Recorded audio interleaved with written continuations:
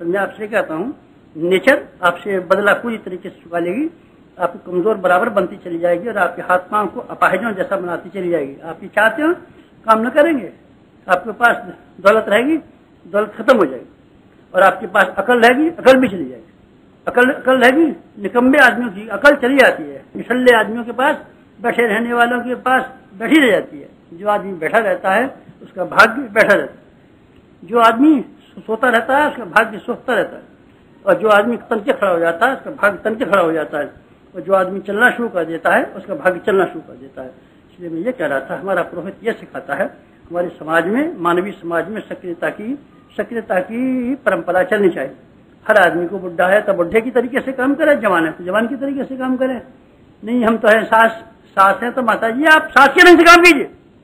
नहीं हम तो सास हैं तो आप सास हैं तो हम स्वागत करते हैं, लेकिन आप बैठी क्यों रहती, सास को भी काम करना चाहिए। नहीं हमारी बहू आ गई है तो बहू भी रोटी खाती है, रोटी क्यों खाती। हर आदमी की शान, हर आदमी की इज्जत होनी चाहिए, हर आदमी का एक गर्व गौरव होना चाहिए कि वो क्रियाशील है। क्रियाशीलता हमारी अग्नि की शिक्षा है, गर्मी हमारी अग्नि की शिक्षा है, रोशनी और गर्मी। हमारे पुरोहित के दो शानदार शिक्षण जो हम और आपको सबको व्याख्यान सुना हो चाहे नहीं सुना हो, व्याख्यान आप भली से नहीं भी सुने, प्रज्ञ भगवान की अगर आप पूजा करते हैं तो उनसे दो शिक्षाएं जरूर सुन लीजिए। उपदेश देते हैं आपको, और दोनों ही उपदेश एक से एक शानदार हैं। आपको विचारशील होना चाहिए, ज्ञानवान होना चाहिए, और आपको क्रियाशील होना चाहिए। ज्ञान योगी भी होना चाहिए और कर्मयोगी भी होना चाहिए। ये दो सिद्धांत अगर सीख करके आप आते हैं तो बहुत अच्छी बात है। यज्ञ का पूजन करना, यज्ञ को भगवान मानना, यज्ञ के में आहुतियां देना आपका सार्थक हो जाता है। ये बातें आप दो ही तक सीमित नहीं होती, भगवान सिखाते हैं और आप सीखते हैं। नहीं बेटे, सार्वजनिक और सार्वजनीन, और ये सार्वभौम शिक्षाएं हर आदमी को समझाया जाना चाहिए। आपके पास ज्ञान की कमी है, उसको बढ़ाने के लिए कोशिश कीजिए। दौलत के बारे में आपको संतोष कर सकते हैं, ज्ञान के बारे में आपको संतोष नहीं होना चाहिए। पढ़ने के बारे में आपको संतोष नहीं होना चाहिए, जानकारी के बारे में आपको संतोष नहीं होना चाहिए। और जानकारी के बारे में ये नहीं कहना चाहिए आपको कि हमारे पास जानकारी काफी हो गई और अब हमको जानने की जरूरत नहीं है, हमको स्वाध्याय की, ये मत कहिए। स्वाध्याय आवश्यक। इसलिए ज्ञान की शिक्षा, ज्ञान के विस्तार की शिक्षा और कर्म के विस्तार की शिक्षा हमारा पुरोहित हमको देता है। दो शानदार शिक्षाएं।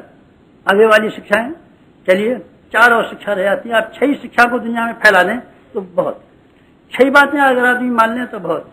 6 बात क्या है? तीसरी बात क्या है? तीसरी बात यह है कि आग, यज्ञाग्नि, आग का सिर हमेशा ऊंचा रहता है, सिर ऊंचा रहता है।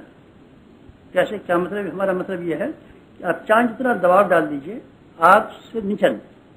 आप दबाव डाल के देख लीजिए, आप दिया सलाई जला लीजिए, लकड़ी जला लीजिए, जिसमें भी चाहे जो जला लीजिए, और ये कोशिश कीजिए कि इसको हम पलट दीजिए, भली दबाव डाल दीजिए। लो जब भी उसकी ऊंचाई पलट करके ऊपर को उठेगी, इसकी लौ को नीचे जला देंगे, नहीं जला देंगे बेटे। बहुत ज्यादा आप देंगे प्रेशर तो वेल्डिंग की मशीन के द्वारा थोड़ी देर तक आपके नीचे जा सकती है, और जैसे ही प्रेशर कम हुआ फिर वो लौ ऊपर को चलने लगेगी। आपका स्वभाव ऊपर की तरफ चलने का है, नीचे की तरफ का नहीं। और हमारा मस्तिष्क और हमारा दिमाग और हमारा जीवन ऊंचे की तरफ चलने का होना चाहिए, नीचे की तरफ नहीं।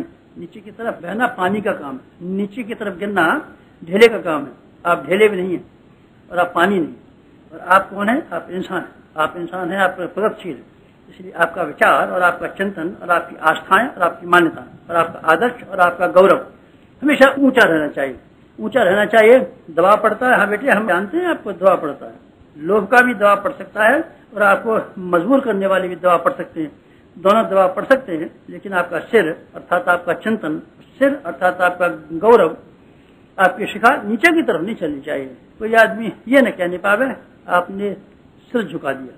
सिर झुका दिया अनिति के सामने, अन्याय के सामने। देवता के सामने सिर झुका सकते हैं, न्याय के सामने सिर झुका सकते हैं, लेकिन अनिति के सामने, दबाव के सामने आपका सिर नहीं झुकना चाहिए। आपका मस्तिष्क हमेशा ऊंचा रहना चाहिए। ये किसकी नसीहत है? हमारे पुरोहित की नसीहत है, यज्ञ भगवान की नसीहत है। तीसरी वाली। चौथी वाली नसीहत यह है, जो कुछ भी उसके पास जाता है अपने समान बना लेता है। आपके पास जो कुछ भी चीज लेकर के जाइए, आपकी कोशिश ये होगी कि हम जैसे भी कुछ हैं अपने समान बना लें। जैसे भी कुछ है हम अपने समान बना लें। आप आग में लकड़ी डाल दीजिए, अपने समान बना लेगी। पत्थर डाल दीजिए, उसको भी बना देगी आग। आप बिल्ली की टट्टी डाल दीजिए, उसको भी आग बना देगी।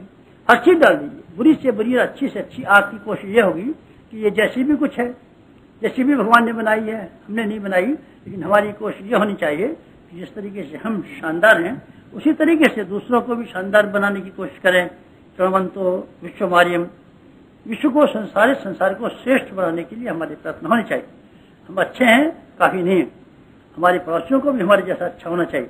हम ज्ञानवान हैं, काफी नहीं है, हमारे पड़ोसी को भी हमारे बराबर ज्ञानवान होना चाहिए। हम सामर्थ्यवान हैं, ठीक है, हमारी सामर्थ्य काफी नहीं है, हमारे पड़ोसियों को भी और हमारे घर वाले और हमारे संबंध लोगों को भी सामर्थ्यवान होना चाहिए। सारे के सारे हमारे विचार हों, हम अकेले एकाकी न रहें, बल्कि हमारा सारा समूह और सारे समाज को लेकर के आगे बढ़े। ये किसका है, ये किसका तरीका है? ये आग का तरीका है। आग सेकंडों में अपने समान बना लेती, लकड़ी को अपने समान बना लेती है, छप्पर को, सड़े हुए छप्पर को अपने समान बना लेती है। होली के दिनों में कूड़ा करकट होता है, आग लगा देते हैं, आग के रूप में जलने लगती है। और चिता, मरा हुआ इंसान भी आग के रूप में जलने लगता है। तो सब मरा हुआ इंसान, हाँ, मरा हुआ इंसान आग बन जाता है। क्यों? ये आग की विशेषता है। और हमारे पुरोहित की विशेषता है कि हमारी कोशिश ये रहनी चाहिए कि हम दूसरों जैसे बनने की अपेक्षा अपना जैसा बनाने की कोशिश करें। दूसरों के जैसा हम न बने। आग लकड़ी नहीं बनती, आग पत्थर नहीं बनती, आग गंदी चीज नहीं बनती, उनको अपना जैसा बना लेती। दूसरों के दबाव में, आपके प्रभाव में आकर के आप दूसरों जैसा बनने की कोशिश न करें, बल्कि ये कोशिश करें कि आपकी हस्ती, आपका व्यक्तित्व, आपके सिद्धांत, आपके चरित्र कुछ होने चाहिए और आपके भीतर इतनी दृढ़ता होनी चाहिए कि दूसरों को अपने जैसा बना सकने में समर्थ हो सकें। आग की विशेषता, ये कौन सी विशेषता रही? चौथे नंबर, समान बनाने वाली। और दो और विशेषता है। क्या विशेषता है? जो दोनों एक से मिलती जुलती हैं। आप चाहें तो 5 भी कह सकते हैं, आप इनको 6 करने में इस बहस में नहीं पड़ सकता, आप 5 कह लीजिए। जब हम गायत्री की पंचमुखी उपासना सिखाते हैं तो 5 मुख भी कह सकते हैं। क्या, कौन सी 5वीं उपासना है? उसका नाम है अपरिग्रह। और अपरिग्रह के साथ में एक और बात जुड़ी हुई है, इसलिए 2 भी कह सकते हैं। उसका अर्थ है वितरण। वितरण क्यों आपने 2 क्यों कहा, 1 क्यों कहा? बेटे मैं इसलिए कहा कि अपरिग्रह का चिन्ह ये नहीं है कि हम पैदावार न करें। पैदावार न करना, काहिल बैठ जाना, अपरिग्रह का अर्थ नहीं होता है। अपरिग्रही हम तो क्या करते हैं? हम तो साफ बैठे जाते हैं, हमारे पास कुछ है नहीं। अरे बेटे ये अर्थ नहीं है। अपरिग्रह का अर्थ यह है कि आप कमाएं तो बहुत, स्वहास्य कमाएं, लेकिन स्वहास्य कमाएं, लेकिन हजार हाथ से बांट दें, जमाखोरी न करें। आपकी कमाने की मैं तारीफ करता हूँ, और आपको बहुत कमाने वाला होना चाहिए, और आपकी क्षमता और आपकी योग्यता बहुत ज्यादा कमाने लायक होनी चाहिए। लेकिन मैं ये कहता हूँ खाइए मत, बस बहस वहां खड़ी रहती है। जब आप ही कमाते हैं और आप ही खा जाते हैं तो तब मुश्किल खड़ी रहती है, तब आप स्वार्थी हो जाते हैं। स्वार्थी हो जाते हैं। जो आदमी क्षमता संपन्न वर्ग है, क्षमता संपन्न वर्ग अगर अपनी सारी कमाई खाता रहेगा तो हम ये पूछते हैं, जो पिछड़े हुआ आदमी है वो, जो दरिद्र आदमी है वो, जो अपंग है वो, जो पिछड़ गए हैं वो, जो पतित हैं, उनको क्या हुआ? उनको ऐसा कहां से आएगा? ये बताइए। आपको अपनी में से कटौती करनी पड़ेगी, चाहे सरकारी टैक्स के रूप में कटौती कीजिए, अथवा धर्म परंपरा के हिसाब से दान में कटौती कीजिए, अथवा आप अध्यात्म सिद्धांत के अनुसार अपरिग्रही हो जाइए। अपरिग्रह हमारे यहाँ 5 पाप और 5 पुण्य बताए गए। 5 पुण्य और 5 पाप मनुष्य जाति के लिए। कौन कौन से 5 पुण्य हैं? अहिंसा, सत्य, अस्तेय, ब्रह्मचर्य, परिग्रह, 5 पुण्य है बस। 6वां कोई पुण्य नहीं है। और 5 ही है पाप दुनिया में। 5 पाप हैं। सारे पाप और पुण्यों की व्याख्या तो मैं नहीं कहता, पर जो यज्ञाग्नि से संबंध रखता है उस पुण्य की बात कहता हूँ। उसका नाम है अपरिग्रह। ये अपरिग्रह पुण्य और परिग्रह पाप। परिग्रह पाप। मालदार आदमी है, मुबारक आपको मालदार आदमी है, पर आपका परिग्रह आध्यात्मिकता की कसौटी पर अच्छा नहीं माना जा सकता। आपका परिग्रह निंदनीय है आध्यात्मिकता की दृष्टि से। तो साहब हमने कमाया है, मेहनत से कमाया है। भाई साहब आपने कमाया तो सही, मान लिया मैंने, आपने कमाया है, बेईमानी से नहीं कमाया है, मेहनत से कमाया है, मैंने मान लिया आपको। लेकिन मैं ये कहता हूँ कि भगवान ने जिसने आपको ये सामर्थ्य दी थी कितना आप कमा सकें, उस भगवान ने ऐसा आपको दिल क्यों नहीं दिया कि जिससे आपके पड़ोसी को दुख में देख करके आपकी आंखों में आंसू आ जाता? ये ऐसा क्यों नहीं दिया दिल आपको? योग्यता तो दे दी, पुरुषार्थ भी दे दिया, पराक्रम भी दे दी, विद्या भी दे दी, कला कौशल भी दे दिया, बहुत सी चीजें दे दी, आपको भगवान बना दिया। पर मैं ये कहता हूँ ये अधूरापन कैसे रहेगा? कमाने के साथ साथ में, कमाने की योग्यता के साथ साथ में आपको दिल क्यों मिला? कैसा, जिसको हम चट्टान का दिल कह सकते हैं, पत्थर का दिल कह सकते हैं। जैसा हमारा दिल तो मांस का है, आपका मांस का दिल नहीं हो सकता। मांस का दिल रहा होता तब आपके भीतर करुणा रही होती, तब आपके भीतर दया रही होती। और करुणा अगर दया रही होती, जब आप अपनी कमाई खाते तो आपको उल्टी हो जाती, और आपको क्या हो जाती, तब आपको उल्टी हो जाती और आपको क्या हो जाती। अगर आपके पास दिल रहा होता तब अपनी कमाई खाते हैं, आप कमाई कमा सकते हैं पर आप खा नहीं सकते।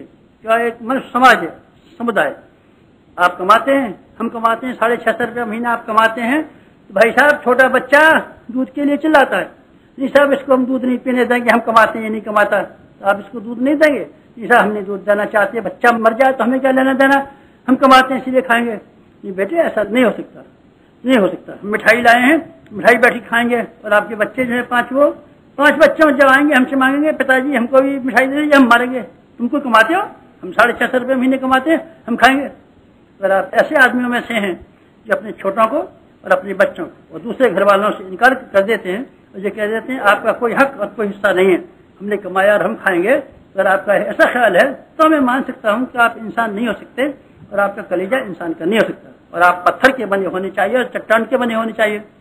वो आदमी जो कमाते तो बहुत हैं लेकिन सारे का सारा खर्चा अपने लिए कर डालते हैं। मैं इनको और क्या कह सकता हूँ, इनको आप चोर कहिए, नहीं बेटे मैं चोर तो नहीं कह सकता, पर एक शब्द में इनके लिए कह सकता हूँ, ये आदमी पत्थर के बने हुए हैं, चट्टान के बने हुए हैं, लोहे के बने हुए हैं, अष्टधातु के बने हुए हैं। इनका भगवान ने कलेजा ऐसा बनाया है, इसमें न कहीं दया है, न कहीं धर्म है, न कहीं ईमान है, न इसके भगवान है। जिन आदमी के दिलों में ईमान और भगवान होगा वो बांट करके ही खा सकते हैं। उनके सामने दूसरों की मुसीबतें बनी रहती हैं, चारों ओर ये देखते रहते हैं। हमारा पिछड़ा हुआ समाज, हमारा दुखियारा समाज, हमारा गया गुजरा समाज अगर दुखी है, हमको किस तरीके से गुजारा खाना चाहिए। हमको औसत भारतीय के ढंग का जीवन यापन करना चाहिए। औसत भारतीय जिस ढंग से जीवन यापन करता है, हमारा खर्च उस हिसाब से होना चाहिए। आमदनी जो भी हो, फिर बाकी बच जाएगा तो क्या करेंगे, जमा करेंगे। नहीं बेटे जमा मत करना, क्या करेंगे, परिग्रह। परिग्रह परिग्रह उसे कहते हैं जो जमाखोरी की जाती है, और अकर्मण्यता उसे कहते हैं जो कमाता नहीं है। जो कमाता नहीं है उस आदमी का नाम अकर्मण्य कहते हैं, और उसको हरामखोर कहते हैं, जो आदमी काम नहीं करता। और जो आदमी जमा करता रहता है, अपने लिए खर्च करता रहता है, वो आदमी विलासी है और वो पत्थर का बना हुआ है। और वो कौन है, जमाखोर। जमाखोर और कामचोर दोनों ही आध्यात्मिक दृष्टि से गालियां हैं। भौतिक दृष्टि से गालियां कोई भी हो सकती हैं, भौतिक दृष्टि से माँ बहन की भी गालियां हो सकती हैं, बेवकूफ नालायक भी हो सकती हैं, लेकिन आध्यात्मिक भाषा में किसी को आपको गाली देनी हो और गाली सुननी हो तो दो ही गालियां हैं। एक गाली यह है कि जिससे आदमी को हरामखोर कहा जाए, जो आदमी मशक्कत नहीं करता, कमाता नहीं, और दूसरी गाली वो है जिसको हम जमाखोर कह सकते हैं। जमाखोर का अर्थ यह हो सकता है या तो जमा करता जाए या जरूरत से ज्यादा अपने आप में खर्च करता जाए। तो यज्ञ हमको ये सिखाता है, हमारी पुरोहित ये दोनों बातों को सिखाता है। पुरोहित हमारा जमा नहीं करता, जो कुछ भी उसके पास आता है जमा नहीं करता। आपने हवन किया था, सब हवन किया था, यज्ञ भगवान बताइए आपने क्या क्या जमा करके रखा है।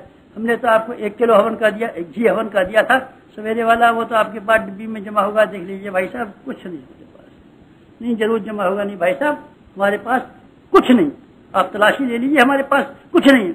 नहीं आपके बैंक में जमा हुआ है और आपके पास सोना जमा हुआ और जमीन में गाड़ के रखा हुआ है, भाई साहब कुछ नहीं हमारे पास, आप तलाश कर सकते हैं। कौन कहता है यज्ञ? तो फिर हम ये पूछते हैं, आपको सवेरे से सैकड़ों आदमी हवन कर रहे थे, कोई मिठाई खिला रहा था, कोई केला खिला रहा था, कोई सामग्री खिला रहा था, सब जगह से ढेरों आमदनी हो रही थी, इसका क्या हुआ? लेकिन भगवान कहता हमने इसको बांट दिया, जैसे जैसे आया हमने तुरंत बांट दिया। कहाँ गया? हमने तुरंत बांट दिया। आपने आहुति दी और हमने हवा में बखेर दी। आपने हमारे अंदर शक्कर डाली और हमने तुरंत बखेर दी। आपने हमारे अंदर सुगंधित पदार्थ डाले, हमने तुरंत बखेर दिए। जमा नहीं किया है, आप तलाश कर लीजिए हमारे पर। बसमान तक गुम शरीर में आप देख लीजिए, खाक हमारे पास है, कुछ नहीं है हमारे पास। मतलब यज्ञ जीवन इस तरह का होना चाहिए। यज्ञ जीवन इस तरह का होना चाहिए। यह परंपरा आपके व्यक्तिगत जीवन में हो तो मैं आपको संत कहूंगा और आपको ऋषि कहूंगा। भजन कम करते हैं तो करें, कोई खास बात नहीं है। और भजन पूजा नहीं करते तो बेटे में पूजा से बहस नहीं करता आपसे। मैं तो ये कहता हूँ वर्क काम भी पूजा है। आदमी के पूजा आप पुजारी हैं कि नहीं, मैं आपकी माला से नहीं गिनना चाहता। मैं ये देखना चाहता हूँ कि भगवान आपके जीवन में आ गया कि नहीं, सिद्धांतों में आ गया कि नहीं, और आपके आचरण में आ गया कि नहीं। आचरण में अगर आपके में भगवान नहीं है, मन में आपके में भगवान नहीं है, चिंतन में भगवान नहीं है, तो आपकी माला वाला भगवान, पूजा की कोठरी वाला भगवान, और चौकी पर बैठा हुआ भगवान किस काम का हो सकता है मैं नहीं जानता, इसका भी कोई उपयोग होगा कि नहीं होगा। मन बहलाने के लिए शायद ये भी काम आता हो। आदमी की तबीयत बहलाना भी एक बात है। तबीयत बहलानी, थका हुआ आदमी, हैरान आदमी है, घर से परेशान आदमी कई बार नशा पी करके अपना गम गलत कर लेता है। आपकी आत्मा को भी गम गलत करने के लिए शायद 3 मालाएं काम भी दे जाएं, ताकि आपकी आत्मा की भूख और आत्मा की पुकार को झुठला सकें। इसलिए संभव है आपको 3 माला का जप करना गम गलत करने के लिए किसी काम आ सकता हो। वास्तव में कुछ काम नहीं आ सकता। काम तभी आएगा, माला आपकी तभी काम आएगी, भजन आपका तभी काम आएगा, यज्ञ आपका तभी काम आएगा, हवन आपका तभी काम आएगा, अग्निहोत्र आपका तभी काम आएगा जब अग्निहोत्र के सारे सिद्धांतों को किसी न किसी कदर तक, पूरा न सही कम सही, आपके जीवन में इनका समावेश हो। ये हमारा पुरोहित 6 शिक्षा देता है। और 6 शिक्षाएं अगर यज्ञ करने वाले अपने जीवन में धारण कर लें, और यज्ञ कराने वाले, यज्ञ की शिक्षा देने वाले, यज्ञ की प्रकाश देने वाले, एक का सिद्धांत और फिलॉसफी को विस्तार करने वाले, और इन्हीं सिद्धांतों का विस्तार करने लगे तो मैं आपसे कहता हूँ दुनिया में वो सारी परिस्थितियां पैदा हो जाएंगी जिसके लिए हम सपने देखते हैं। मनुष्य के भीतर देवत्व का उदय, यही देवत्व का उदय है जो हम आपसे कह रहे हैं। ये देवत्व के लक्षण है, ये देवत्व के लक्षण है, ये देवत्व के लक्षण है। सक्रियता देवत्व का लक्षण है, और आदमी का ज्ञानवान होना देवत्व का लक्षण है, और आदमी का सिर और आदमी का दिमाग ऊंचा रहना यह आदमी के देवत्व का लक्षण है। और आदमी को अपने समान बनाने की, समानता के सिद्धांतों को ग्रहण करने की बात, जाति के आधार पर, लिंग के आधार पर, धन के आधार पर जो असमानता फैली हुई है, ये कितनी बुराइयों की जड़ है आप समझते नहीं। लिंग के आधार पर समानता, ये स्त्री है, ये पुरुष है, तो हम क्या कर सकते हैं? स्त्री है, पुरुष है, इसके मूछ है नहीं है, तो मूछ न होने से क्या होगा? आप में से भी ढेरों आदमी की नहीं है मूछ, हम भी औरत हैं, तो क्या मतलब है? आदमी एक से होता, और आदमी का अधिकार एक सा होना चाहिए। आदमी के हुकूक और आदमी की मर्यादा और आदमी का क्रम एक जैसा होना चाहिए। तो ये क्या है? हमारा अग्नि कौन है? अग्नि बेटे साम्यवादी है और ये कम्युनिस्ट है। ये सब कम्युनिस्ट नहीं है तो अध्यात्मवादी। अच्छा चलिए हमने यही मान लिया, अध्यात्मवादी और कम्युनिस्ट में कोई खास फर्क नहीं है समानता के बारे में। वहां भी ये कहता है आत्मवत सर्वभूतेषु, सबको अपनी समान मान के चलिए, अपने समान मान के चलिए, अपनी बराबरी का दर्जा दीजिए हर आदमी को। ये बेटे समानता के सिद्धांत है। आध्यात्मिक समानता, चाहे भौतिक समानता, चाहे साईवादियों की समानता, चाहे अध्यात्मवादियों की समानता, दोनों की समानता बहरहाल वहां ले जाती है जहां हमको जातिगत भिन्नताएं, लिंगगत भिन्नताएं, धनगत भिन्नताएं, ऊंच नीच की भावना जहाँ आती है, हमारा अध्यात्म मना कहता है और हमारा पुरोहित मना कहता है ये मान्यताएं वास्तविक नहीं है और ये अवास्तविक है, ये आध्यात्मिक नहीं है, ये नासा वाली मान्यताएं। मित्रों, सारे समाज का और व्यक्ति का निर्माण, समाज के निर्माण करने के लिए हमको इन 6 सिद्धांतों की जरूरत है जो मैंने आपसे निवेदन की। यज्ञ हमारा ये कौन सा पक्ष है? ज्ञान पक्ष। ज्ञान पक्ष का विस्तार कर पाए तो मैं ये कहता हूँ कि नया व्यक्ति बनाने में, मनुष्य के अंदर देवता उगाने में और नया समाज बनाने में हमको पूरी सफलता मिल सकती है। तो ये 6 सिद्धांत और 6 शिक्षा, 6 पाठ और 6 उपदेश और 6 व्याख्यान और 6 कथा से दुनिया की समझ में आ जाए। ये 5 अध्याय वाली सत्यनारायण कथा है। अभी आप 5 कह लेते, बेटे 5 कह लेते, 6 कह ले, बात उतनी है। परिग्रह और वितरण, अपरिग्रह और वितरण दोनों जुड़े हुए हैं। नहीं साहब 2 है, अच्छा तो 2 मान लीजिए, 6 मान लीजिए, पर कौन झगड़ा करेगा? बस बात खत्म हो जाती है। यज्ञ का ज्ञान वाला पक्ष, अग्निहोत्र का ज्ञान वाला पक्ष, इसलिए हम पूजा करते हैं, वेदी पर रखते हैं। ये कहते हैं पुरोहित आप ये शिक्षा हमको दीजिए, और ये शिक्षाएं हम आपको अग्निहोत्र भी करेंगे और आपकी नसीहतों को अपने जीवन में उतारने की और इन सिद्धांतों को सारी दुनिया में फैलाने की भी कोशिश करेंगे। ये हमारे अग्निहोत्र का आध्यात्मिक उद्देश्य। अब आप इसका विज्ञान पक्ष सुन सकते हैं, इसका यज्ञ का, इसका हम प्रचार करने वाले हैं और जिसके लिए 24 लाख पुरस्कारों के लिए जहाँ आपको भेजने वाले हैं, हर जगह आपको एक करने का मौका मिलेगा, ये कराने का, और आपको व्याख्यान करने के लिए। और जनता पूछेगी ये किस लिए आप हवन करा रहे हैं और इस हवन से क्या फायदा हो सकता है। आपको ज्ञान पक्ष के नाम पर ये बातें जो मैं आपसे निवेदन कर सकता हूँ आप बता सकते हैं। और एक अब इसका विज्ञान पक्ष शुरू होता है यज्ञ का, अग्निहोत्र का। विज्ञान पक्ष क्या है? विज्ञान पक्ष बेटे ये है कि हम इस संसार में गंदगी फैलाते। इस संसार को मान लीजिए हम तालाब है एक अच्छा खासा, इस तालाब में हमारा काम क्या है? जिस दिन से जन्म लिया है उस दिन से हम गंदगी फैलाते हैं। कैसे गंदगी फैलाते हैं? हमारे शरीर के जितने भी सुराख हैं सब गंदगी थूकते रहते हैं। हमारे मुंह में से थूक निकलता रहता है, नाक में से जो सांस निकलती है आप पता लगा लीजिए इसमें गंदी हवा है, इसमें गंदी हवा है। ऑक्सीजन हम खाते रहते हैं और नाक हमारी बराबर हवा थूकती रहती है। हमारे मुंह में से बदबू होती रहती है, कफ निकलता रहता है, लार निकलती रहती है, पानी निकलता रहता है, मुंह में से बदबू निकलती है। और नीचे वाले से तो निरंतर गंदगी फैलाता है। एक सुराख हमारा टट्टी फैलाता रहता है, 2 बार टट्टी आते हैं, 3 बार टट्टी आते हैं, ऐसा गंदगी फैला देता है। जहाँ टट्टी होते हैं वहाँ सारे का सारा इलाका बदबू से भर जाता है। और जब तक वो टट्टी जिंदा रहती है तब तक वो गंदगी फैलती रहती है, बदबू आती रहती है। और हमारे दूसरा वाला सुराख पेशाब उगलता रहता है। पेशाब भी क्या, पेशाब में सूंघ बैठे कैसे बदबू आती है। किसी जमीन पर पेशाब 4-6 दिन करके देख, सूख जान दे, बस निकलना शुरू हो जाए, ये भी बदबू की निशानी। और बदबू कहाँ से निकलती है? हमारे पसीने से। जितने ढेरों के ढेरों सुराख हैं सब बदबू निकालते हैं। आदमी क्या निकालता है? बदबू। आदमी क्या निकालता है? बदबू। आदमी क्या है? बदबू। इसलिए बार बार इसको स्नान कराना पड़ता है। कभी तेल चुपड़ना पड़ता है, कभी पाउडर चुपड़ना पड़ता है, कभी फ्लेल चुपड़ना पड़ता है, कभी क्या चुपड़ना पड़ता है। ये बदबू का टोकरा। इस बदबू के टोकरे को कहीं ऐसा न हो जाए इसकी वास्तविकता का पता चल जाए।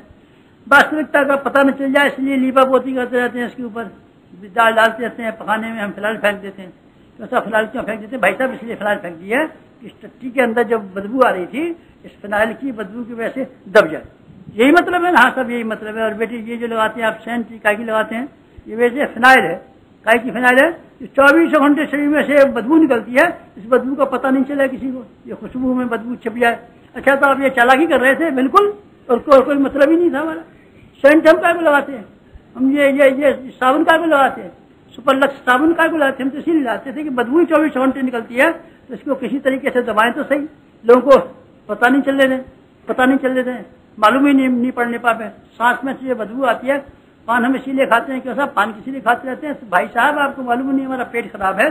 पेट खराब होने की वजह से जब हम सांस लेते हैं तो सांस से हमारे पास वाले लोगों को मुंह में बदबू आती है। अच्छा अब मैं समझ गया। 24 घंटे बदबू उगलने वाला इंसान इस सारी की सारी हवा में कितनी गंदगी फैलाता होगा।